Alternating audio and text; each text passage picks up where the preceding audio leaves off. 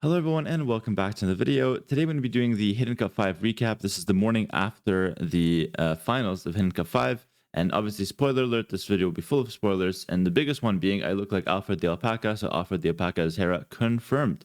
So apologies guys, I've been looking for a haircut for 2 weeks. But anyways, the contents of the video, I'm going to talk about firstly, who I practiced with, how I approached the tournament, what was my preparation like, how I felt playing the tournament. And then I'm going to talk about my viewing experience. Then I'm going to talk about the bracket and how I guessed everyone. I was correct on everyone, and I'll tell you I don't have proof, but I promise I was. Although I had a little bit of inside help since I was a player, I knew who I'm playing against. But people were curious how I knew it was Barrels and how I knew it was ACCM, so I'll talk about that. Then we have I'll talk about my matchups and the games I played. Then we'll talk about the maps and how the main event maps were and the structure. And then we'll talk about some funny hate comments I was getting and how the positive comments from you guys are also helping me counteract the hate comments. There's a little bit of extra hate going on, just natural at the end of every tournament. There's always that. It's normal, but I'll tell you guys how I'm dealing with it and how and what I see that helps that as well. Just a small portion, but I do think it's important to address it because it is definitely part of esports and part of the psychology. As a player, you have to be well prepared for that as well. So let's go ahead and start it off with, nothing fancy for this one, no edits, just raw footage. We'll start off with the tournament experience as a player. So first of all, my tournament experience started from the qualifiers. If you guys heard my interview, I did help a few people practice. I think I helped Sebastian a little. I helped Hart, and I think I helped MBL a little bit, but not much from the qualified players. So that's pretty much it. I think I helped one or two other guys, but I don't think they made it. So yeah, I helped a few guys practice. Yeah, I helped Daniel. But it is what it is. Overall, though, these are the 16 players that made it in. And as far as my practice partners goes for this event, I practiced really heavily in qualifiers with Hart and Leary again because they were like ready to go. Hart was playing a lot. Sorry, Kat, you have to go down right now. So Hart and Leary, we played a lot in the qualifiers. Obviously, these are my ex-teammates, but still really good friends. Like, we're still going to practice a lot going forward. Even like we just have really good styles that mesh well. So that was the qualifiers. I also helped a few other people practice. Then going on to the main event. So now after the qualifier, the main event, this is where the practice really got going. My main practice partners were Viper and Doubt from the GL guys. These guys were really important for practice because we got to play like best of 7 sets. I played 2 against Viper, 1 against Doubt. And then before the final, since I was playing Leary, I went back with Doubt, and actually Tato jumped in as well. Here he is. So Doubt and Tato helped me prepare for the finals, and they were really big help. In fact, Doubt gave me like 2 really good strategies. Tato helped us refine it. Tato gave some really good ideas as well. So the GL guys, shout out Game Religion, shout out the new team. They really helped me out a lot, and I honestly loved practicing with them and training with them. So that was a really good first time experience with the GL guys. But obviously, in the main event, I also doubled down with Hart and Leary, especially in the first couple rounds, because that's really where my comfort zone is for practice. Me and Leary, we've been working together for like years and years for 1v1 tournaments, and I think he's like legit one of the sharpest players out there. So like if I do something and it doesn't work for Leary, then it's not a good strat. That's like he's like my standard because I know if I can beat Leary with a strat, I can beat anyone with a strat, and I really like having that kind of baseline for my strategies. And I think the same goes for him back. I mean, he ended up second place, so clearly our practice was solid. As with Hart, I practiced a lot with him. Unfortunately, he couldn't get past MBL in round 1, but he actually won all 3 of our home maps, which is what we prepared. So I don't think you can think it's like too bad of a result. Maybe I'm an optimist, but I see the silver lining there. He did win the 3 we prepared, and on a different day, he might have won one of the land maps. But MBL was a beast, and he earned it. He's one with the chaos. What can we say? He loves that kind of YOLO style, that just improvisation, and he did really well. Unfortunately, I didn't practice MBL because he didn't practice at all. I think for the main event, or yeah, it's like literally nothing. He's a beast of his own. Then I also practiced a lot with Winchester, did a couple sets with him, practiced 1 or 2 sets with Sebastian. Also, Sebastian helped me practice for the finals as well, right before, the day before the finals. I hit him up. He said, anytime, all day I'm free. Respect. Sebastian, I love you, bro. Thank you, man. Also, shout out to Daniel. He also helped me practice for the finals. Despite him not being in the event, he still helped me practice, so thank you for that. And then lastly, so I talked about Leary, Hart, Viper, Doubt, and Tato. And yeah, that was pretty much it. So that's it for my practice partners. I didn't really practice with anyone else. But that's obviously like 8 to 9 people. It's really, really solid. The one guy I really miss practicing with, ACCM, we just didn't really practice a lot. We usually practice at night. I slept early. I've been sleeping early these days. So it just didn't line up with ACCM this time around. But yeah, those are my practice partners. Overall, my tournament experience, fantastic. Loved playing it. I absolutely loved that we were able to play first 2 rounds off stream. That was sick for the strategies. Obviously, we played them off stream, then they were recorded. But since we played the first 2 rounds, the players cannot see what was prepared for the first round. So first and second round were all behind closed doors, all with secret strategies. That was one of the best experiences I've ever had as a player going to a tournament. And the fact is, T90 set it up in a way where all 16 players played at the same time. Then the next round, all 8 players played at the same time, and the other 8 who were knocked out couldn't be on playing or on the dashboard. So we didn't know who was in or out of the tournament. We didn't know who's playing who. It was really cool. Like, you had to really figure it out based on what you see, based on the drafts, that kind of stuff. It was a great experience. No one had any strategies. First round, second round were all hidden, and I think it's what allowed ACCM to sweep Tato, coming in really hard round 1, saved nothing, and got a good result. So that was really sick. Other things as a player I liked. I liked the fact that it was best of 7 every round. I think that was really cool. Hidden Cup has random seeding and hidden. So first round could be a finals. Yo Viper. That's like a finals worthy match. First round, but it's a best of 7. So like, you can't really complain if you got matched and you didn't win, because it's like, if you got matched best of 7 in the finals as well, and you lose that, then losing round 1 is similar. It's like, obviously you get less prize pool as a player, but you had the same settings to win. So in theory, if you were worthy of the finalists, you should have won there. In a way, it's obviously a little bit more to that. First round is different than last round, but I still like that every round is best of 7. I think that was the fairest way to go about it. So yeah, I think that sums up my experience as a player. Just some shout outs I want to give to a few players. ACCM popped off. Doubt had a solid run. Jordan did really well considering he didn't really practice too much. Getting quarterfinals is not a bad result. Leary, excellent bounce back from NEC. He gets second place, which is incredible performance from him. And honestly, the finals were a lot closer than people thought. Like, I don't know why Leary does this, but Leary had Mongols and Chinese. Mongols for Bay, Chinese for Arabia. Those are 2 Civ wins, basically. If he played them earlier, he most likely wins both games, and it becomes 3-2 with 1 more game remaining. But Leary's the kind of guy, he says, like, if I can't win the hard matchups, then I'm not going to play the easy matchups. He wants to win the hard matchups first and end on the easy matchups. It's just his theory. I like to get a couple wins with the easy stuff first, and then have a bit more confidence later. So like I said, I think the finals were a lot closer than people actually thought. It's just that Leary, he's all or nothing guy. It was a bold move. It is what it is. Mr. Yo, out in round 1, he had like the Chinese New Year going on.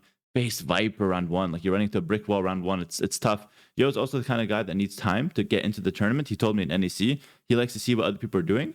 So maybe maybe Hidden Cup is just rough for him in that regard. But then again, he got semifinals last time, so it's hard to say. But an underwhelming result for Yo, but I'm sure he'll bounce back. Viper got 3rd place. I think he looked super solid all event, to be honest. I don't think he even underperformed a lot. I think a lot of people were saying he got greedy and punished and stuff. Maybe. I just think, like, he is a magnifying glass on his mistakes. Like, people hold him to a high standard, and maybe as they should. He is the Viper after all. But I think he had a really good result. A 3rd place. I loved our practice together as well. That was really, really sick to practice with Viper. Barrels lost to me round 1, but honestly, it was a really tough set. Like, you'll see. Like, I think the games were solid, and I think I even thought I could lose at some point to Barrels. He was a tough opponent for sure. Then we had Ganji. Didn't really see too much from him. He lost to Leary round 1. Again, it's a really hard opponent. But I think Leary gave a lot of props to Ganji. Leary said Ganji played pretty well. I think he thought Ganji was Viper because of the draft and the playstyle. So props to Ganji, man.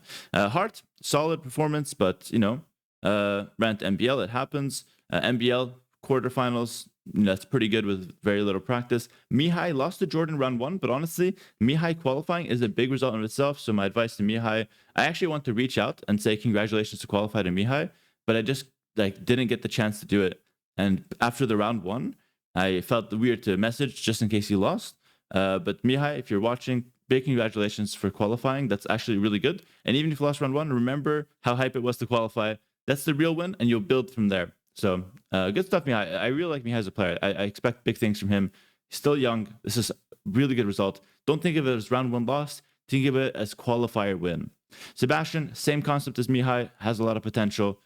Had a decent showing against Sato. No, downside losing to Sato. Sato top 8. He earned it. He's a really good player. Tato losing round one early versus ACM sounds bad, but then again, he had some pretty good games in there. And then Winchester had a tough round versus Stout, but I think it was a good set nonetheless. So I think overall, that's kind of my thoughts on every set. And this is the longest segment of the video, by the way. We're going to go through faster the rest of them. As a viewer, Hidden Cup 5 was amazing. I watched a lot more Hidden Cup 5 than I probably should have. I should have been practicing maybe more, or maybe doing other things. But I mean, a lot of people don't know this, but I'm actually like a big fan of Age of Empires as a viewer as well. Like a big part of Age of Empires for me is actually watching the events. Like think of it like myself. I grew up watching Age of Empires, not exactly like, or like I started playing obviously, but then like I was a watcher for a long time before I was a player in tournaments. I would lose round one often and still watch the event. So yeah, watching the events is a pretty big part, but Hidden Cup especially I watched a lot. I don't know why, I just sucked in. Like I think the production was great. The transitions were like solid. The segments of like the history, even like the sponsor segments were really good. So I think T90 killed it with like the production value on this Hidden Cup. Honestly, like the Riley history clips were amazing as well. The games were solid. The games delivered, I felt. So as a viewer, I watched a lot of Hidden Cup. Look forward to watching it every day. I actually did like a stream in the morning, and then I'd go offline and then watch Hidden Cup for a little bit myself. So yeah, can't really think of anything that was like off as a viewer. For me, it was like nothing was missing. It was just a great Age of Empires 2 event, and yeah, it was really solid. So props to T90, props to the team, props to Dave. Honestly, I feel like we meme a lot that Dave muted. I don't really know exactly what that's about, to be honest. If someone could tell me the backstory with Dave muted, that would be awesome. But honestly, big credit to Dave. He's become maybe even one of my favorite caster over the last couple of years. He's been like really doing well with the casting, and he's a big part of Hidden Cup as well. He's been casting every Hidden Cup since the first one, and I think he's like part of the tournament. He's an integral part of the tournament, and I love that he's pulling in the long hours with T90. Him and T90 are just an amazing casting duo. So yeah, shout out to Dave, shout out to T90 and everyone else involved in the production. It was insane. Love the tournament as a viewer. Going on to the bracket prediction. All right, I'll go through it fast. So Vasco da Gama was obviously me. How did I know it was Barles? So I knew it was Barles because of the draft. Barles is the guy who plays land maps and excels in closed land maps. And he picked like Arabia, Bypass, and I forgot the last map, but I think it was Slopes, I think, or no, Slopes was game one. Something else. It was land map oriented. And he also banned out some hybrid maps. After that, I was like pretty certain it was Barles. Also, we're playing on East US, so I know it was European. And just from there, I had like a really good gut feeling that it was Barles. It's just the way it goes, I guess. But it turns out I was right. In theory, it could have been a couple other people, but like not that many people. Like everyone else picked like hybrid maps. Yeah, it couldn't really have been anyone else, because like if he picked like open land maps, maybe sorry, that was a water bottle. Maybe Sebastian, maybe a couple other people, but for me, it looked like just Barles. Then the next one, it was ACCM. So how did I guess it was ACCM? It was mainly because of the server for this one. So server was India server. Oh no, sorry, West US server, and I'm in Argentina, so it could only be ACCM or Yo. And just from like the play style, oh sorry, no, I was talking about Gajamala. Sorry, this is Sumanguru. This is Jordan. Did I know it was Jordan? Yeah, I did know it was Jordan. I found out it was Jordan near the end of the set, I think. When did I realize it was Jordan? Damn, I actually forget this one.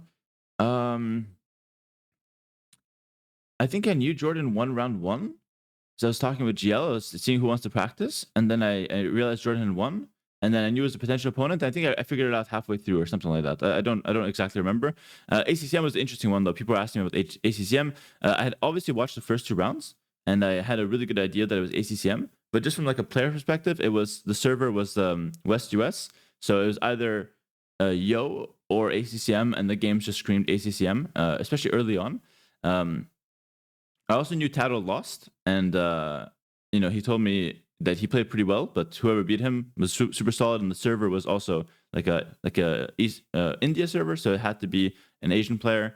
So either Yo, ACCM, and yeah, just knew it was ACCM from there, and then Leary was obviously super obvious since you see all the games at that point. So that's how I guessed my opponents. I could go through the whole list and talk about my predictions, but I think that would take too long. Just know I did predict everyone past round one. As soon as I saw round one being casted, I was able to go through it and pinpoint where people were. I wish I made a video to prove it. You just have to trust me on that one. No copium, please. Then let's talk about my matchups here. So this is obviously the full bracket. And we'll talk about the matchups here. So me, Barrows, round one. I think Barrows was a super tough opponent, and I had a pretty good first run. I learned a couple things from him, especially on hidden forts. Center mattered a lot. I learned a few other things here and there.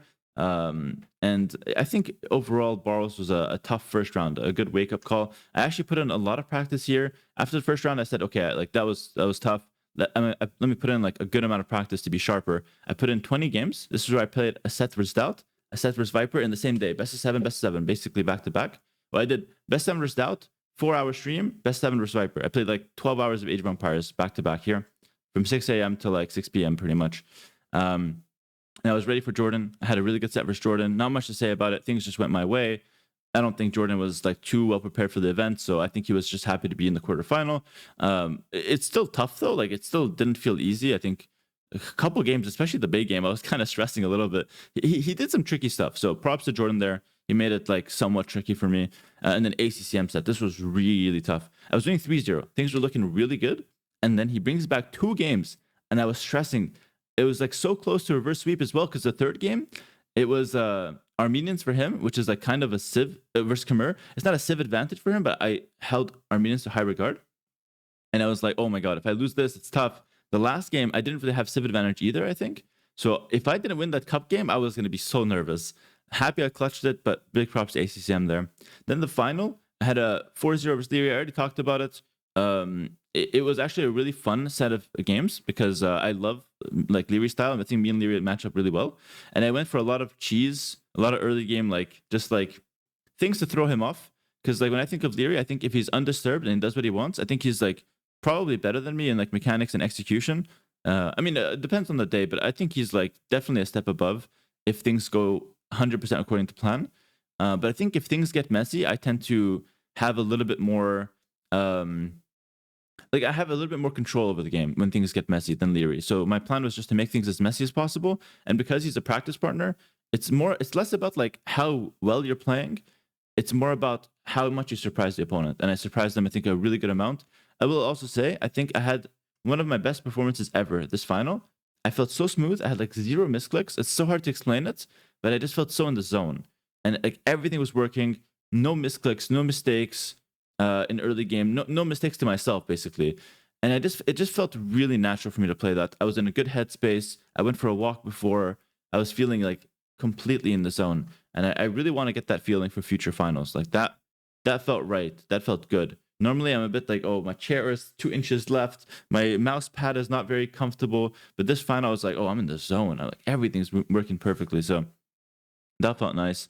And yeah, so now the maps. New maps were amazing. So I'm just gonna turn off my headset.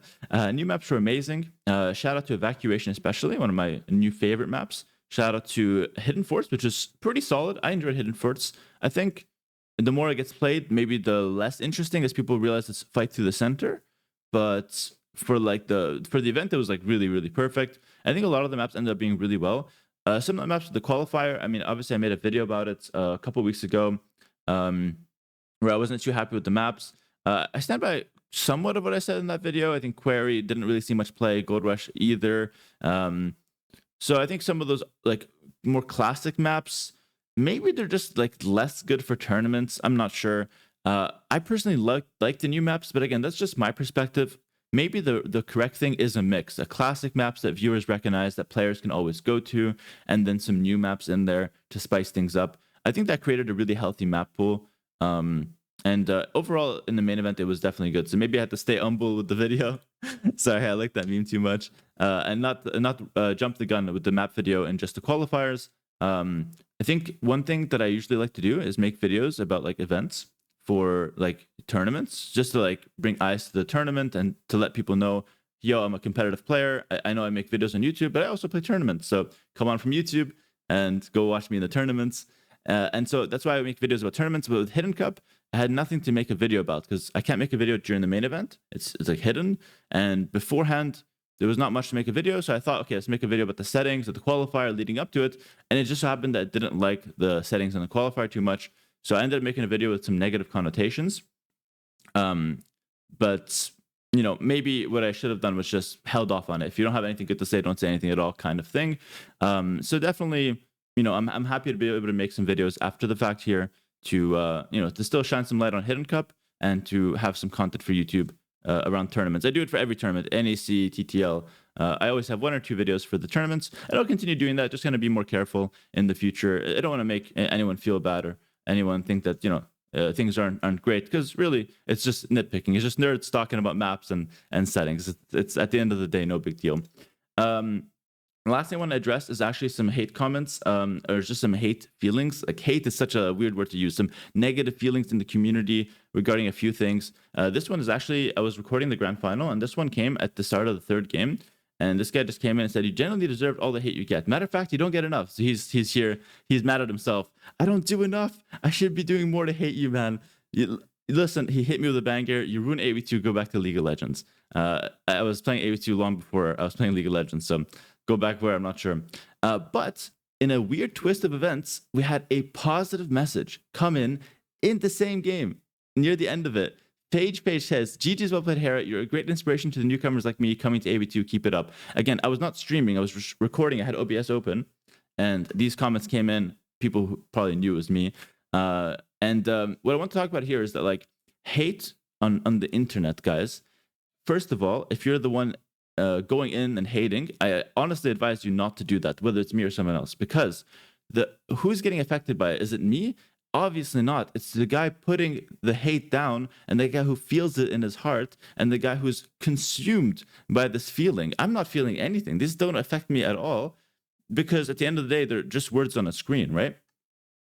Obviously, I don't like to see them 100% like any other human. If someone says something bad about you, you don't like it. But it doesn't affect me in the same way it affects you. You're the one being consumed by it, being driven to act on it. So that's, first of all, I advise you not to do that. Second of all, if you're a guy like Page who's saying the good words, thank you so much, because this is the kind of comment that counteracts this one tenfold. All right. If I get 10 of these and 1 of these, I'm going to choose to focus on 1 of these. I didn't always have this opinion. A few years ago, I had 1 of these and 100 of these, and I chose to focus on this.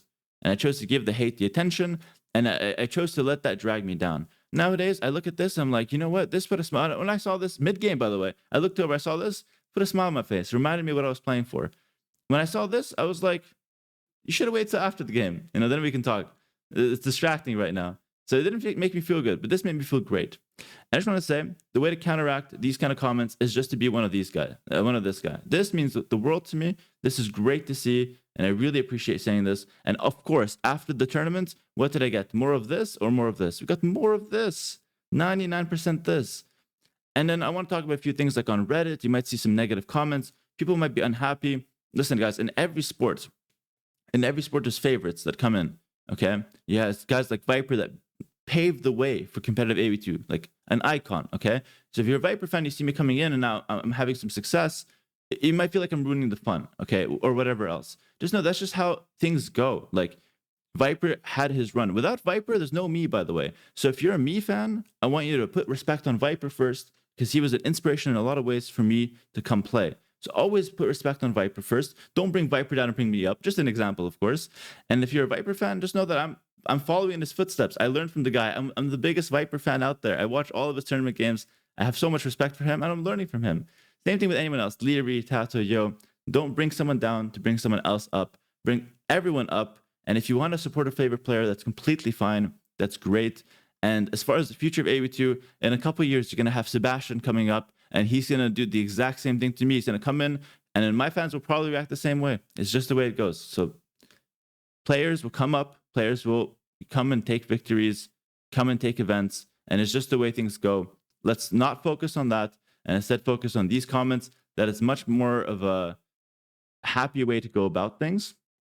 And I really enjoy distancing myself from these kind of people and not even reading it, not even thinking about it, and just going on with my work. Like today, I had either choice: scroll through Reddit and read all the comments, mixed opinions here and there. Natural. After every win, there's a mixed opinions all the time. But I chose, I just read a few, Discord messages, just reply to some people sending me love, and that's it. Making this video, I'm gonna go to the gym later. I'm gonna go stream. That's the better way to go about it. So that's going to do it. I want to address some of those.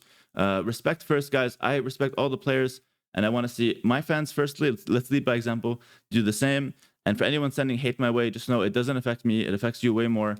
And let's just, as a community, agree to enjoy the moment, enjoy the tournaments, enjoy the events, and put respect on all the players, because we're part of the event, like the production, like the casters. We're just trying to make it as good as possible, and that's all it is. Thank you so much for watching the video. Had to get real at the end there with a few, a few important points to talk about. I hope I didn't misspeak at all. If I did, let me clear it up in the comments. If you have something you want to talk about, just let me know, and I'll definitely make sure to clear it up. I do these one take, so it's possible I didn't choose the best words. But I do hope that it was a good video for you guys to watch. Thanks so much for watching. Like, comment, subscribe, and I'll see you guys in the next one. Also, I want to quickly say I have a video of my gameplay going up on my gameplay channel. It's probably already up by the time this goes up, and it's the finals of Hidden Cup with my thoughts and my gameplay I recorded it. So if you want to check that out, check out my gameplay channel, and I'll have a highlight video tomorrow on the main channel. All right, that's it. Peace.